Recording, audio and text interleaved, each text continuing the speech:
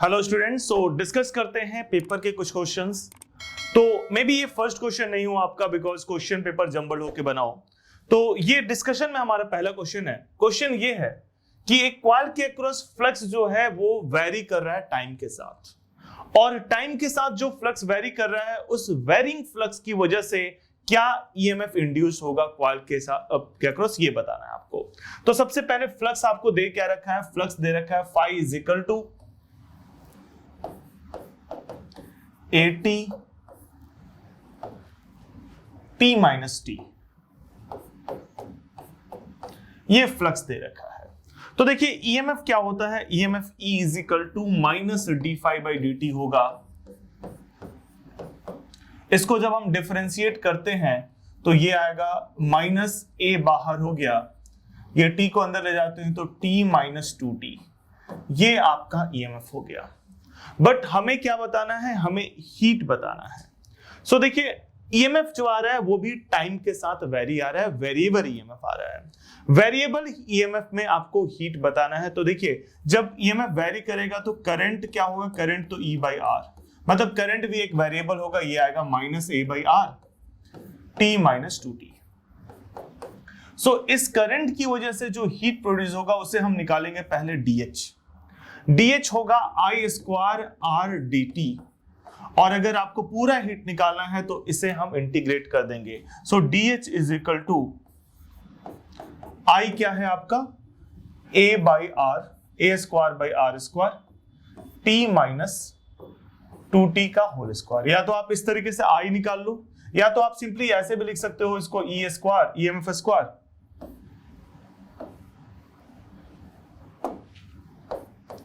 Bye R D T, दोनों में से किसी भी तरीके से सेम ही वैल्यू आएगा, into R D T. Solve करने के बाद ये आएगा A square by R T minus two T का होल स्क्वायर डी टी। ये आपका डीएच का वैल्यू आया। बट आपको कैलकुलेट करना है H for a time period T, capital T. तो आप इसको इंटीग्रेट करोगे, जो भी डीएच का वैल्यू आया उसे आप इंटीग्रेट करोगे 0 टू टी। तो एच होगा आपका H is equal to integration of D H 0 two T, यानी ये होगा A square by R T minus two T का whole square D T 0 two T, ये आपका h का वैल्यू आया। अब आपको ये इंटीग्रेट करना है। तो देखिए ये इंटीग्रेशन कैसे चलेगा, this implies h is equal to a square by r, तो बाहर रहेगा, हम इंटीग्रेट करें t माइनस टू टी का होल स्क्वायर। तो या तो आप इसे ओपन कर लो a plus a minus b का होल स्क्वायर लगाकर, या तो आप एज ए फंक्शन पूरे को एक होल फंक्शन लेके भी इंटीग्रेट कर सकते हो। इंटीग्रेशन आई होप आपको कोई दिक्कत नहीं होगा। So t minus two T का whole cube by 3 into T minus two T का डिफरेंशिएशन जो आएगा -2। तो ये बन जाएगा आपका लिमिट 0 से लेकर t तक, लिमिट 0 से लेकर 2t तक। तो h आएगा आपका A square by -6r, A square by -6r into T minus two T का होल क्यूब 0 टू टी। अब देखिए यहां पे हम एक बार t की स्मॉल t की जगह कैपिटल T जब पुट करते हैं तो t माइनस टी हो जाएगा, 2t हो जाएगा, t minus two T, t minus 2 into capital T, यानी कि -t आएगा। -t का होल क्यूब -t क्यू ही रहेगा, यानी ये आएगा A square by -6r into -t cube. Upper limit रख दिया मैंने, जब कैपिटल T पुट करेंगे तो t माइनस 2 कैपिटल T, यानी कि -2 टी क्यू आएगा, और जब 0 पुट करेंगे तो t आएगा, यानी कि -t क्यू। सो ये सॉल्व करने के बाद आपका हीट आ रहा है, h आ रहा है A square by -6r into -2t cube, और ये सिंप्लीफाई करने के बाद आएगा आपका A square TQ by 3R, -2 से -6 3 टाइम्स में गया तो a square TQ by 3R। देखते हैं कौन सा ऑप्शन है जहां पे a square TQ by 3R है। तो option number D, that is your answer. इसका आंसर जाएगा ऑप्शन डी। आई होप आपने डी ही टिक किया होगा, सिंपल सा क्वेश्चन है। तो नेक्स्ट आगे देखते हैं। देखिए क्वेश्चन है जिसमें स्क्वायर लूप को बाहर खींच रहे हैं, है ना। स्क्वायर लूप का नंबर ऑफ टर्न्स n है। तो ऐसे क्वेश्चन के लिए सबसे पहले आपको बताना है कि work done per unit time, यानी एक तरीके से पावर बताना है। 1 सेकंड में बाहर खींचा जा रहा है, पर सेकंड वर्क डन कितना हुआ, तो एक तरीके से पावर बताना है इसमें। आप सिंपली वर्क डन भी ले सकते हो, तो work done force into displacement, लेकिन आपका जो डिस्प्लेसमेंट है वो वेलोसिटी इंटू टाइम होगा, और वेलोसिटी इंटू टाइम, तो टाइम आपका 1 है, तो वही force into velocity, that is power. तो कैसे भी आप लेके निकालो, एक तरीके से पावर ही पूछा गया है, बिकॉज 1 सेकंड में इसको बाहर खींचा जा सकता है। तो वर्क डन या पावर, ये दोनों एक ही चीज हुआ इस क्वेश्चन में, बिकॉज लूप को 1 सेकंड में ही मैग्नेटिक फील्ड से बाहर खींचा जा रहा है। तो देखिए सबसे पहले इस क्वेश्चन में हम निकालेंगे ईएमएफ क्या हुआ। तो ईएमएफ ई होगा BLV, और उस ईएमएफ की वजह से जो करंट आएगा, ईएमएफ ई होगा sorry N into BLV, because flux होगा NB इंटू A, तो वहां से अगर हम सॉल्व करते हैं तो नंबर ऑफ टर्न्स N रहेगा। सो करंट आ जाएगा आपका, current I is equal to E by R. E का वैल्यू है हमारे पास। Now force applied, force F होगा आपका BIL, ये फोर्स का फॉर्मूला होता है। नंबर ऑफ टर्न्स N है तो N से मल्टीप्लाई कर देंगे, तो ये बनकर आएगा आपके पास force is equal to N into B into I है आपका NBLV बाई R, ये I का वैल्यू है इंटू L, ये फोर्स आ गया आपका। थोड़ा सिंप्लीफाई करते हैं तो N square B square L square V by R, ये आपका फोर्स आ गया। अब अगर आप वर्क डन का हो तो लेंथ से मल्टीप्लाई कर दो, बट फाइनली वेलोसिटी लेंथ को भी आप सब्स्टिट्यूट कर सकते हो। यहां पे लेंथ ही दिया है तो वर्क डन ही निकालते हैं, और वर्क डन पूछा भी है। पावर पूछा होता तो आपका पावर फोर्स इंटू वेलोसिटी हो गया, वर्क डन पूछा है तो फोर्स इंटू लेंथ हो गया, क्योंकि पूरा का पूरा लेंथ जो है, ये वाला लेंथ ये बाहर जा रहा है, इतना इसका डिस्प्लेसमेंट है। तो वर्क डन क्या होगा, work done is equal to force into length, ये हो जाएगा N square B square LQ V by R। Now अगर हम वेलोसिटी की बात करते हैं तो वेलोसिटी होगा लेंथ बाई टाइम, और टाइम 1 सेकेंड दिया है, तो वेलोसिटी हो जाएगा लेंथ बाई 1 सेकेंड। तो V is equal to L के बराबर होगा यहाँ पे L by 1 second, because 1 second में से पुल आउट कर लेते हैं, तो ये आएगा N square B square L raise to power 4 by R, ये वर्क डन का वैल्यू आ गया। N square B square L raise to power 4 by R। अब हमें क्या गिवन डाटा है उसके हिसाब से यहाँ पे वैल्यूज पुट करेंगे और आंसर निकालेंगे। तो हमारे पास गिवन है, नंबर ऑफ टर्न्स दिया हुआ है, N हमारा 100 ओम दिया हुआ है, मैग्नेटिक फील्ड दिया हुआ है 0.4 टेस्ला, और आपको क्या दे रखा है, लेंथ नहीं दिया है बट लेंथ स्क्वायर दिया हुआ है, बिकॉज ये स्क्वायर है। स्क्वायर का एरिया क्या होता है, L स्क्वायर, साइड स्क्वायर, तो L स्क्वायर आपको दे रखा है 2.5 इंटू 10⁻3, L स्क्वायर दे रखा है 2.5 इंटू 10⁻³ ये यूज करेंगे। सो यहां पे यूज करने के बाद हमारे पास वर्क आएगा 100 का होल स्क्वायर, B है आपका 0.4 यानी कि 4 इंटू 10⁻⁻1 का होल स्क्वायर, ये B है, और L स्क्वायर यानी कि L पे पावर 4 यानी कि L स्क्वायर का स्क्वायर, तो ये आ जाएगा 2.5 इंटू 10⁻³ का होल स्क्वायर। ठीक है,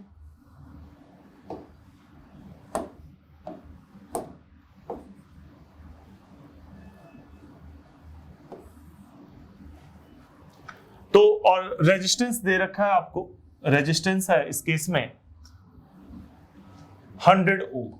तो ये सारे वैल्यूज हमने कैलकुलेट करने के बाद पुट कर दिया, वर्क डन निकाला, work done n square B square L4/R आया, और इसमें जितने भी n था, v था, L स्क्वायर का वैल्यू था, R का वैल्यू था, वो वैल्यू पुट कर दिया। पुट करने के बाद अगर इसे हम सॉल्व करते हैं फाइनली, तो ये कुछ 10⁴ होगा, 100 का स्क्वायर यानी 10⁴, 16 इंटू 10⁻⁻2 और 2.5 इंटू 10⁻³ है। यहाँ पे देखिए 2.5 इंटू 10⁻³ है। इसका स्क्वायर अगर हम करते हैं तो ये होगा 6.25। 25 का स्क्वायर होता है 625, तो 2.5 का स्क्वायर 6.25 इंटू 10⁻⁻6 बाई 100। सो पूरा सॉल्व करते हैं तो 16 इंटू 6.25 इज 100, तो 10⁻6 हो जाएगा, 4 + 2 6 हो गया, और इधर 10⁻⁻2 10⁻⁻6 बाई 100। सो इसको सॉल्व करने के बाद ये आएगा आपका 10⁻⁻4 वोल्ट, 10⁻⁻4 वोल्ट। क्या कोई ऑप्शन है? तो यहां पे जो आंसर है -4 जूल सॉरी, वर्क डन निकाल रहे हैं जूल। तो क्या कोई ऐसा ऑप्शन है 10⁻⁻4 जूल आ रहा है हमारा आंसर, -4 जूल। यहां पे ऑप्शंस देखिए तो मिली जूल में है, 1 joule is equal to 10⁻³ milli joule, या 1 milli joule equal to 10⁻³ joule. तो पहले तो इसे हम मिली जूल में कन्वर्ट करते हैं, तो ये होगा 10⁻⁻1 इंटू 10⁻³ जूल, या 10⁻⁻1 मिली जूल। तो कौन सा ऑप्शन सूट करेगा यहाँ पे? 0.1 milli joule. That is your answer, यानी इसका आंसर जाएगा option number D. I hope आपको ये समझ में आ गया होगा। सो नेक्स्ट क्वेश्चन की तरफ बढ़ते हैं।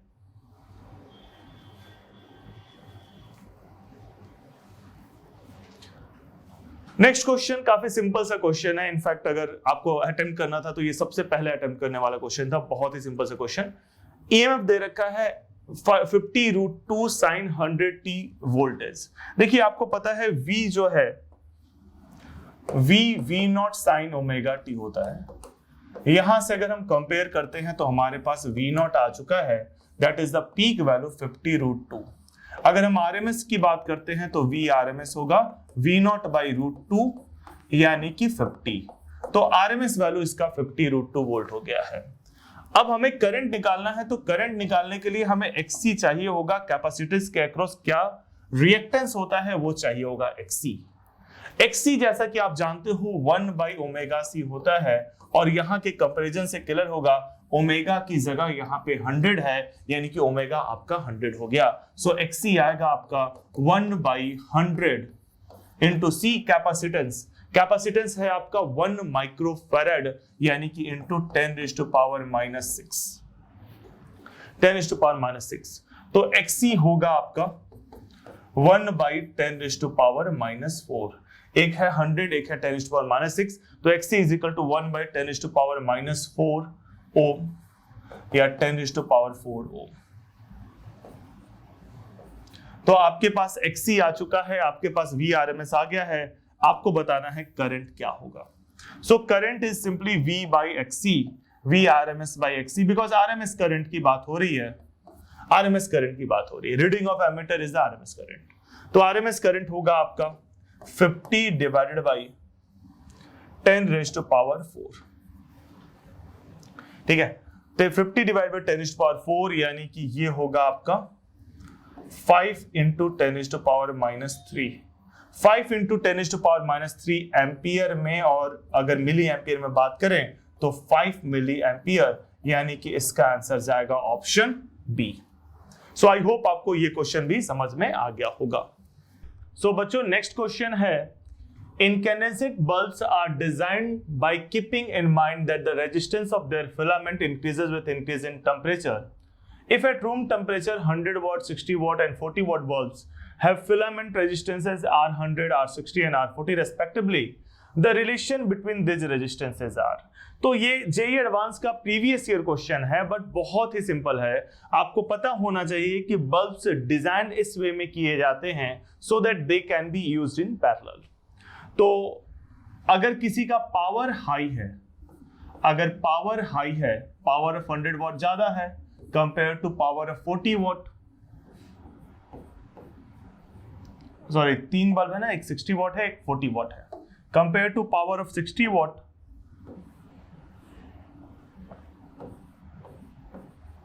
और ये ज्यादा है compare to power of 40 watt, है ना। क्लियर है? 100 वॉट ऑब्वियसली बड़ा होगा। Bulbs are design to be used in parallel, parallel में यूज करने के लिए इसे डिजाइन किया जाता है। तो यहां पे क्या लिखोगे, V square by R 100 is greater than V square by R 60 is greater than V square by R 40। अगर सिंपली यहां पे कंपेयर करना होता है रेजिस्टेंसेस, तो सबसे बड़ा रेजिस्टेंस होता 40 ओम, 40 वॉट वाला। लेकिन यहां पे 1 बाई रेजिस्टेंस कंपेयर करना है तो clearly 1 by R 100। Same V के लिए डिजाइन किए जाते हैं बल्ब 220 वोल्ट के लिए। जितने भी डिवाइसेस है वो सारे डिजाइन किए जाते हैं 220 वोल्ट पे यूज करने के लिए। लिखा होता है 100 वॉट 220 वोल्ट, इस तरीके से। तो ये हो गया 1 by R 100 is greater than 1 by R 60 is greater than 1 by R 40। तो ये जाएगा आपका आंसर। कौन सा ऑप्शन है ये? Option number D, that is your answer. Simple सा क्वेश्चन है।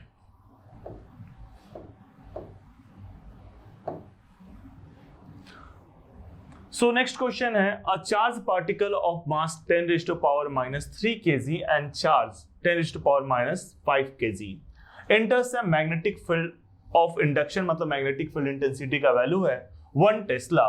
G को लेना है 10 मीटर पर second square. For what velocity will it pass straight without any deflection?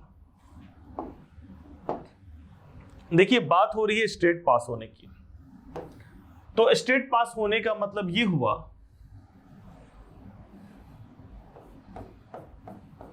जैसे मान लेते हैं ये हमारा मैग्नेटिक फील्ड हो गया और यहां पे एक charge particle Q v velocity से इसके अंदर जा रहा है। अब जब ये इसके अंदर v वेलोसिटी से जाएगा तो इस पे एक फोर्स लगेगा। वो फोर्स किधर की ओर लगेगा? FBI left hand rule. Current इधर की ओर है, magnetic field into the force ऊपर की ओर लगेगा, F ऊपर की ओर लगेगा।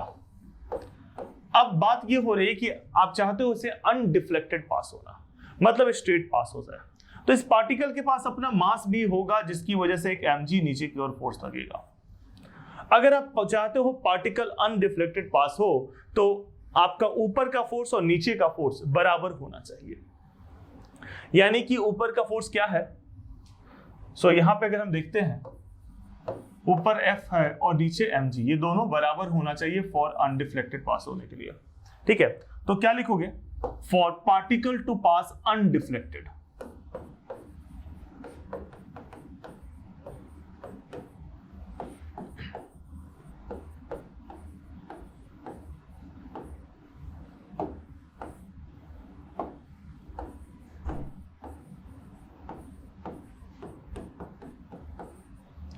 F mg के बराबर होना चाहिए। तो QVB mg के बराबर होगा। हमें V बताना है। Velocity V mg by QB के बराबर होगा। जो पार्टिकल का मास दिया हुआ है वो है 10⁻³ kg, G10 है हमारा। तो यहां पे आप लिखोगे 10⁻³ इंटू 10 बाई Q है आपका, Q है 10⁻⁵ कूलम और B है 1, 10⁻⁵ और B है आपका 1। सो इसे अगर आप सॉल्व करते हो तो आपकी वेलोसिटी आ जाएगी 10⁻² बाई, ये सारा ऐसा यूनिट में है, ये सारा हमने ऐसा यूनिट में लिया है, राइट, -2 बाई 10⁻⁵, यानी कि 10⁻² + 5, यानी कि ये होगा 10⁻³ सो वेलोसिटी जाएगा 10⁻³ मीटर पर second, that is your answer. ठीक है, नेक्स्ट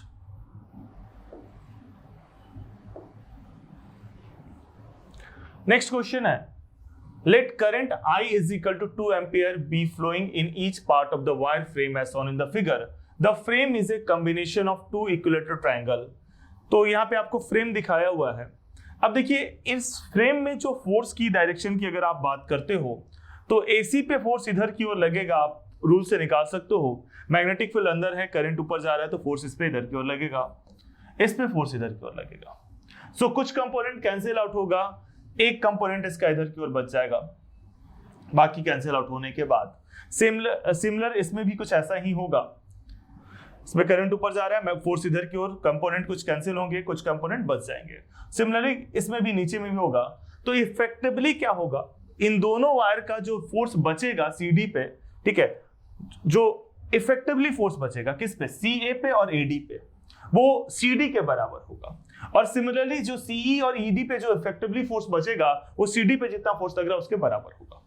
तो जो नेट फोर्स की बात होगी, नेट फोर्स जो होगा वो 3 times the force in CD के बराबर होगा। 3 times the force in CD मतलब कि 3FCD। अब F फोर्स इन CD की बात हो रही है तो ये होगा आपका BIL। B है 4, I है आपका करंट कितना है, करंट है 2, और लेंथ है CD का लेंथ कितना है, CD का लेंथ है 1। सो CD का लेंथ हो गया 1, तो ये आपके पास आ जाएगा 24 Newton. 24 Newton. So A is your answer. Next question देखते हैं। A charged particle enters a uniform magnetic field with velocity vector at an angle 45 degree. जब यूनिफॉर्म मैग्नेटिक फील्ड में किसी एंगल पे एंटर करेगा तो पाथ कैसा होगा, हेलिकल होगा। मान लेते हैं मैग्नेटिक फील्ड इधर की ओर है और चार्ज पार्टिकल 45 डिग्री के एंगल पे इधर की ओर एंटर कर रहा है। ये वेलोसिटी v हो गया 45 डिग्री के एंगल पे, तो इसकी वजह से जो पाथ बनेगा वो पाथ बनेगा हेलिकल। ठीक है, ये पाथ आपका हेलिकल बनेगा। इस हेलिक्स का जो पिच होता है, पिच मतलब horizontal distance covered in one complete rotation, इसे इंडिकेट करते हैं, P से यहां पे इंडिकेट किया गया है। तो ये पिच होगा आपका v cos theta into time period, और टाइम पीरियड होगा 2 पाई m बाई BQ। ये आपको पता होगा, दिस इज द पिच, यानी कि P is equal to 2 pi m v by QB, BQ या QB √2, बिकॉज cos 45 1 बाई √2 होगा। ये आपके पास आ गया P का वैल्यू जो दिया है क्वेश्चन पे।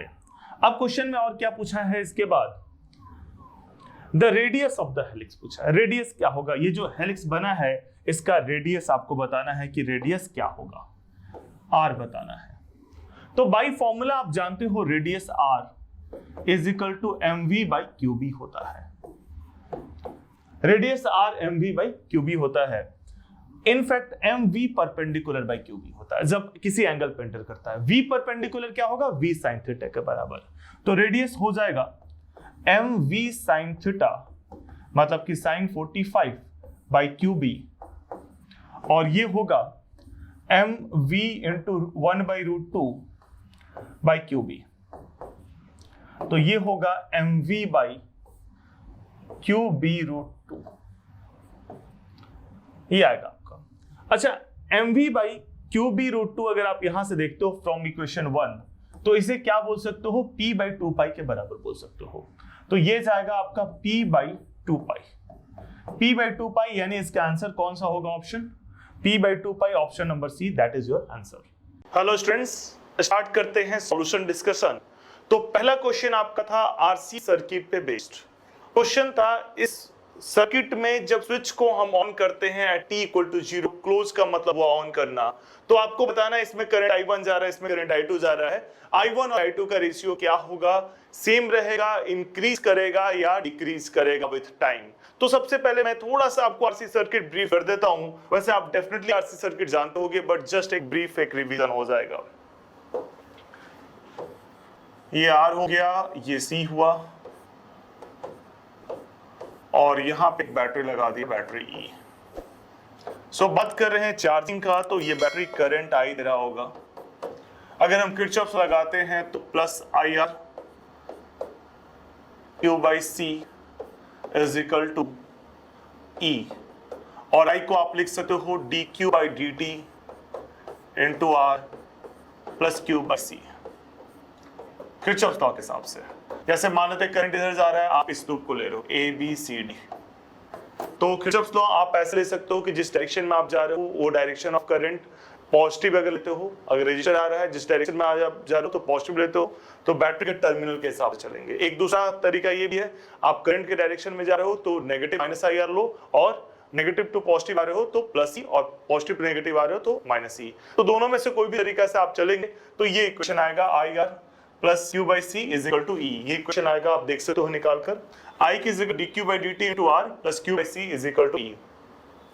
इसको अगर आप सॉल्व करते हो तो ये आएगा Q is equal to Q0 1 minus E पे power minus t by tau. In fact Q0 की जगह आएगा C को हमने Q0 लिया है here, Q0 is equal to C into E, and tau important है, RC को टाउ बोलेंगे यहाँ पे, इसको बोलते हैं टाइम कांस्टेंट। टाइम कांस्टेंट, तो ये आपका चार्ज का वैल्यू आएगा, Q का वैल्यू आएगा व्हाइल चार्जिंग। अब अगर आप इसको डिफरेंशिएट करते हो विथ रिस्पेक्ट टू टाइम, तो आपके पास करंट आएगा I is equal to dQ/dt is equal to I0 E की power minus t by tau. ये करंट का वैल्यू आएगा। I0 V/R के बराबर होगा, E/R के बराबर होगा यहाँ पे, here I0 is equal to E/R। ये सिंपल सा फंडा, ये सिंपल सा कंसेप्ट आपको पता होना चाहिए। चार्जिंग और डिस्चार्जिंग क्या होता है, discharging Q is equal to Q0 E पे power minus t by tau हो जाता है। खैर हम चार्जिंग यहाँ पर डिस्कस कर रहे हैं, इसी के बेसिस पे क्वेश्चन देख रहे हैं। तो अब यही कंसेप्ट हमें यहाँ पे लगाना है। तो देखिए I1 जो है वो उस सर्किट में जा रहा है जिसका रेजिस्टेंस R है और कैपेसिटेंस 3C है। तो क्या होगा, I1 is equal to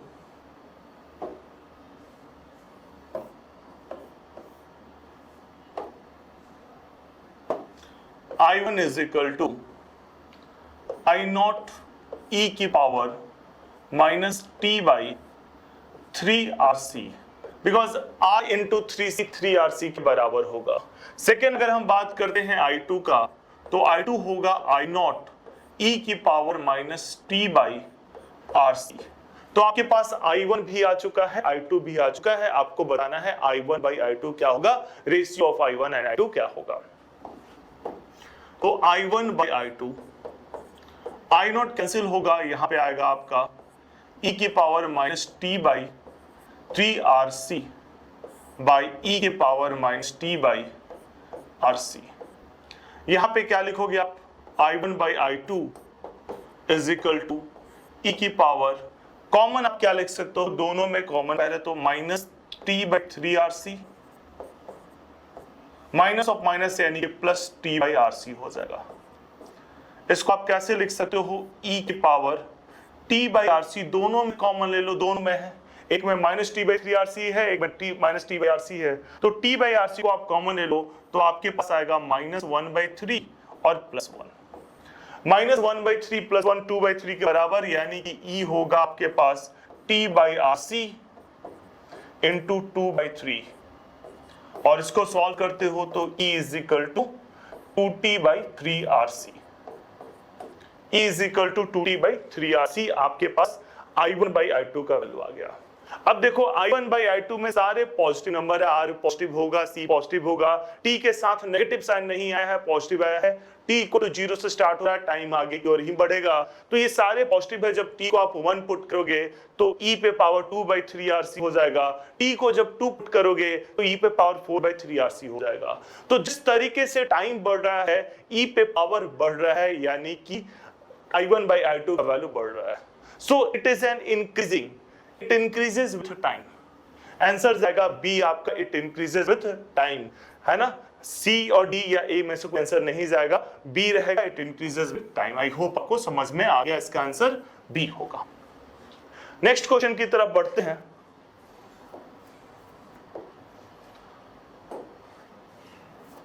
next question आपका पोटेंशियोमीटर पे है। देखिए पोटेंशियोमीटर का पोटेंशियल ग्रेडियंट निकालने के तरीका पे ये क्वेश्चन सिंपली बेस्ड है। कैसे करते हैं वो मैं आपको समझा रहा हूं। तो पोटेंशियोमीटर का पोटेंशियल ग्रेडियंट निकालने के दो तरीके हैं। Potential gradient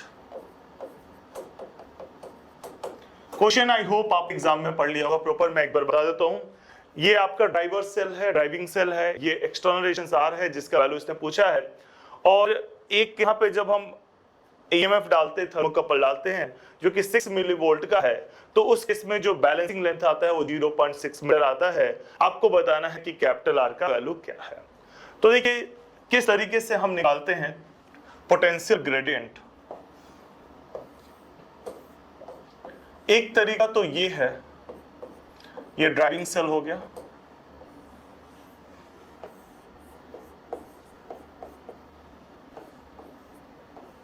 potentiometer wire magnetic या कांस्टेंट का होता है, इसलिए अलग कलर से बना रहा हूं इसे, मतलब इसका रेजिस्टेंस होता है, बाकी वायर कॉपर्स का होता है। यहां पे आप एक नॉन ईएमएफ ले लीजिए E0, और उस नॉन ईएमएफ से आप इसका पोटेंशियल ग्रेडियंट निकालिए। ऐसे निकालेंगे, मान लेते हैं कि बैलेंसिंग लेंथ L0 आ रहा है, नॉन ईएमएफ आपने E0 लिया है, उसकी वजह से बैलेंसिंग लेंथ L0 आ रहा है, तो आपका K जो होगा वो E0 बाई L0 होगा, सिंपल।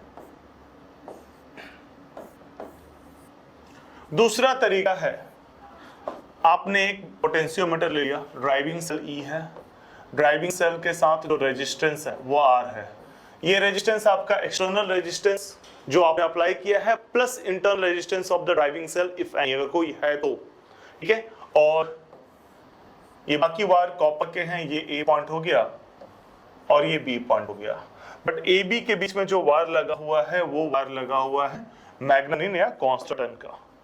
मैग्नेटिक कांस्टेंट बिकॉज इसका रेजिस्टेंस होता है और टेम्परेचर कोएफिशिएंट काफी लो होता है, मतलब टेम्परेचर की वजह से, हीट प्रोड्यूस होने की वजह से इसका रेजिस्टेंस वेरी नहीं करता है।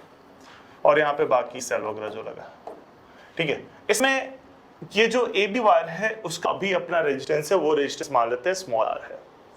तो देखिए पहले तो ए बी के अक्रॉस पोटेंशियल ड्रॉप क्या होगा, वो होगा I इंटू R। I क्या होगा, करंट जो ड्राइविंग सेल दे रहा है, वो करंट होगा EMF E, ड्राइविंग सेल का EMF ये है, divided by total resistance R plus R into R। ये आपने V निकाल लिया अक्रॉस ए बी, और मान लेते हैं कि ए बी का लेंथ L है, ए बी का लेंथ L है, तो आप K निकालोगे, K होगा V बाई L, यानी कि E by R plus R into R by L। ये आपके पास पोटेंशियल ग्रेडियंट का वैल्यू आ गया। तो ये दो तरीके से पोटेंशियल ग्रेडियंट कैलकुलेट कर सकते हैं, और ये दोनों कैलकुलेशन आपको पता है तो आप इस क्वेश्चन को बहुत इजीली कर सकते हो। क्या है क्वेश्चन में, यही कंसेप्ट इस क्वेश्चन में अप्लाई करते हैं जो हमने देखा। तो क्या होगा यहाँ पे देखिएगा, जैसे पहले तो हम निकालते हैं जो हमारा नॉन सेल है, नॉन सेल है 6 मिलीवोल्ट का, E0 है, तो इसके थ्रू अगर हम K निकालते हैं तो K होगा 6 इंटू 10⁻⁻³ लेंथ है इसका 0.6, तो K होगा 6 इंटू 10⁻³ बाई 6 इंटू 10⁻⁻1। ये -1 ऊपर जाएगा तो +1 आ जाएगा, यानी 10⁻⁻² वोल्ट पर मीटर। ये K का वैल्यू आया। दूसरे तरीके से अगर K निकालते हैं, एक तो ये मेथड हो गया, दूसरा तरीके से अगर निकालते हैं K is equal to E by R plus R into R by L।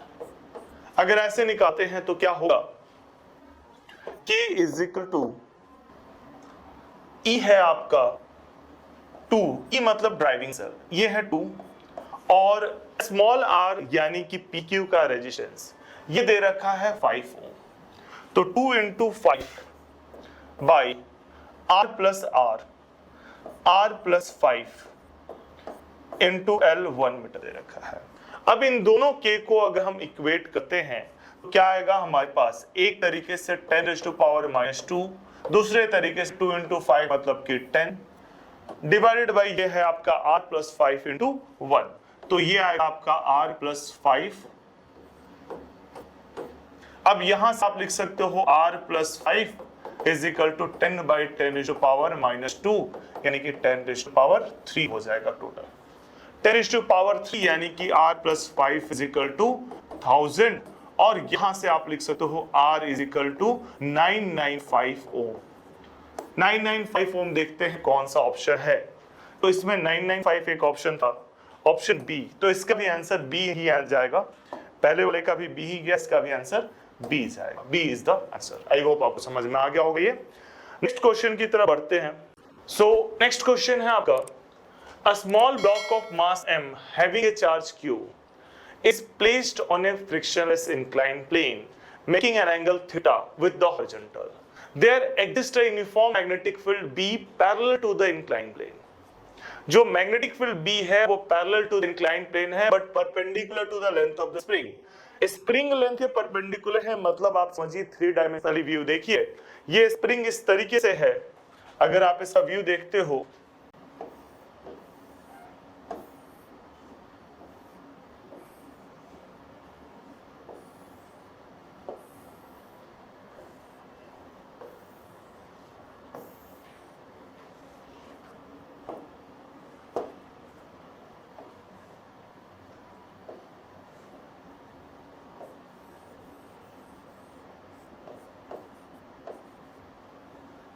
इस तरीके से कुछ 3 डायमेंशनली आप अज्यूम कर सकते हो, जिसमें आपका मैग्नेटिक फील्ड पैरेलल है, इधर की ओर है, बट स्प्रिंग के परपेंडिकुलर है।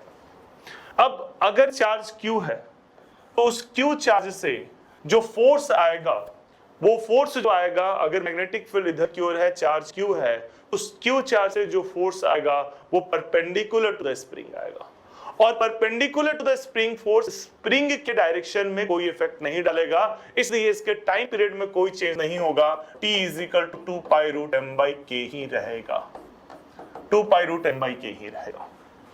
इसी पैटर्न पे एक और कंसेप्ट दिखते हैं, जैसे मान लीजिए एक चार्ज्ड प्लेट है, एक चार्ज्ड प्लेट है और इस चार्ज्ड प्लेट में 2 चीजों को हैंग करते हैं। एक तो सिंपल पेंडुलम को हैंग करते हैं जिसमें बॉब है, जिसका मास m है और चार्ज q है, और एक स्प्रिंग को हैंग करते हैं जिसका मास m है और चार्ज q है। अब देखिए इस केस में क्या होगा, जब आप सिंपल पेंडुलम की बात करते हो तो सिंपल पेंडुलम में जो g इफेक्टिव है वो बढ़ जाएगा, जो g इफेक्टिव है वो बढ़ जाएगा, वो होगा आपका g plus QE by m, और इसलिए टाइम पीरियड जो है वो घट जाएगा, 2π√m/g इफेक्टिव होता है।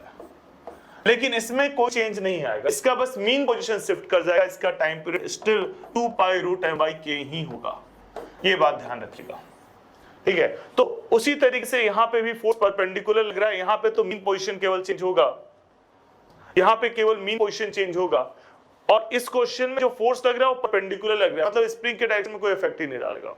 तो क्या होगा कि आपका टाइम पीरियड जो है वो 2π√m/k ही रहेगा, यानी कि इसका आंसर जाएगा option number A. I hope आपको ये क्वेश्चन समझ में आ गया होगा।